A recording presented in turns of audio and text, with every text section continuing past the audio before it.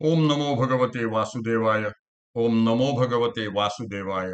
ओम नमो भगवते वासुदेवाय. ओम ज्ञानाय नमः.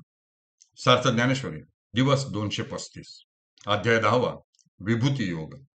श्री गणेशाय नमः. हे केशव, यत माम वदसी तत् एतत् सर्व अहम ऋतम मन्ये.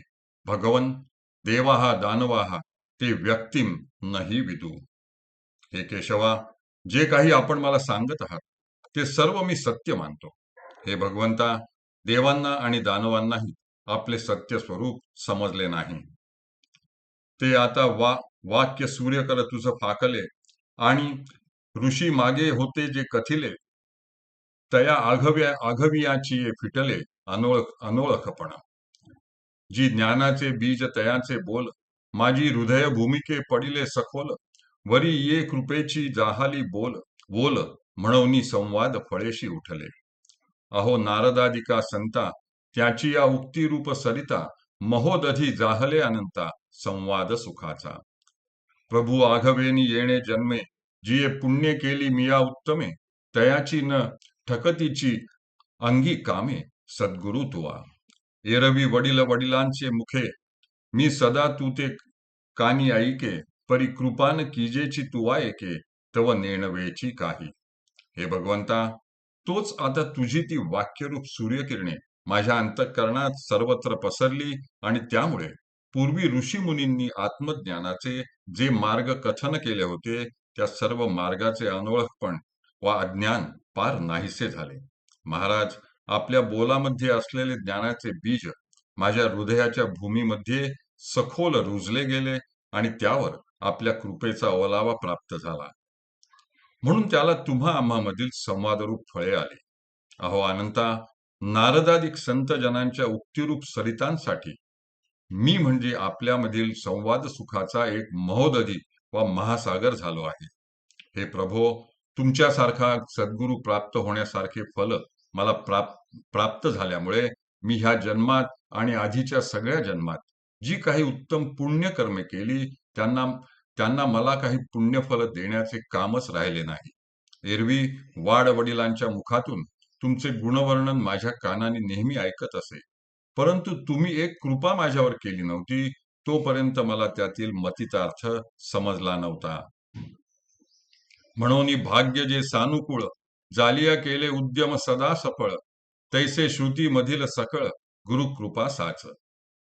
जी बन करू झाडे सिंपी जीवे साठी, पाडूनी जन्मे काढी आटी, परी फळेसी तेची भेटी, जे वसंतू पावे.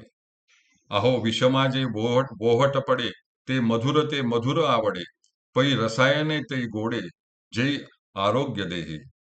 का इंद्रिया वाचा प्राण, या जालियाचे तेची सार्थकपण, जै चैतन्य येऊनी आपण संचरे माझे. म्हणून भाग्य ज्या वेळेला चांगले अनुकूल होते, त्यावेळी हाती घेतलेले सर्व उद्यम वा कर्मे जशी सदा सफळ होतात, त्याप्रमाणे गुरुकृपा झाल्यावर ऐकलेले व अध्ययन केलेले सकळ ज्ञान खरे आहे असा अनुभव येऊन ते फलद्रूप होते. महाराज, बन करू म्हणजे माळी जन्मभर जीवापाड मेहनत करून झाडांना पाणी घालतो, परंतु जेव्हा वसंत ऋतूचे आगमन होते, तेव्हाच त्याला फळांची भेट मिळते. अहो, जेव्हा विषमज्वराला बोहट म्हणजे उतार पडतो, तेव्हाच मधुर असलेले पदार्थ त्याला मधुर लागतात. असे पहा की ज्या रसायनाने व औषधाने रोग्याला आरोग्य लाभते, तेच औषध गोड व परिणामकारक आहे असे म्हणता येते. किंवा ज्यावेळी चैतन्य आपले आपण येऊन इंद्रिये, वाचा व प्राण यांच्यात संचार करते, तेव्हाच इंद्रिये, वाचा व प्राण यांच्या असण्याचे सार्थक झाल्यासारखे होते. तैसे शब्द जातो आलोडिले, अथवा योगादिक जे अभ्यासिले, ते तेची म्हणोये आपुले, जे सानुकूल श्री गुरु. ऐसिये झालिये प्रतीतीचेनी माझे, अर्जुन निश्चयाची नाचतुसे भोजे, तेवीची म्हणे देवा तुझे वाक्य मज मानले. तरी साचची हे कैवल्यपती, मज त्रिशुद्धी आली प्रतीती, जे तू देव दानवांची ये मती जोगा नवती. तुझे वाक्य व्यक्ती न येता देवा, जो आपुलिया जाणे जाणीवा, तो कहीची नोहे हे मत भावा, भरवसेनी आले.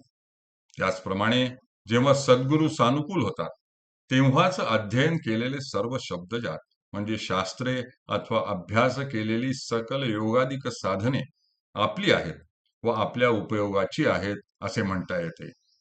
अशा रीतीने भगवंताची प्रतीती निश्चयपूर्वक आल्याच्या अनुभवाच्या मधात संतोषाने नाचत अर्जुन म्हणाला, देवा, तुझे वाक्यवचन मला मनापासून मान्य आहे. तरी हे कैवल्यपती म्हणजे मोक्षाच्या स्वामी असलेल्या श्रीकृष्णा, मला त्रिशुद्धी व निश्चयपूर्वक अशी प्रतीती आली आहे की तू देव दानवांच्या मतीला आकलन होण्याजोगा नाहीस. देवा, तुझे वाक्यवचन व्यक्त होण्याच्या अगोदरच वा त्यांचा अनुभव न घेताच जो आपल्या जाणीवेने वा बुद्धीने मी तुझे स्वरूप जाणले आहे वा मी ते जाणून घेईन असे म्हणतो, त्याला तुझे ज्ञान होऊ शकत नाही अशी माझ्या मनाची खात्री झाली आहे. हरिः ओम, हरिः ओम, हरिः ओम. हरये नमः, हरये नमः, हरये नमः.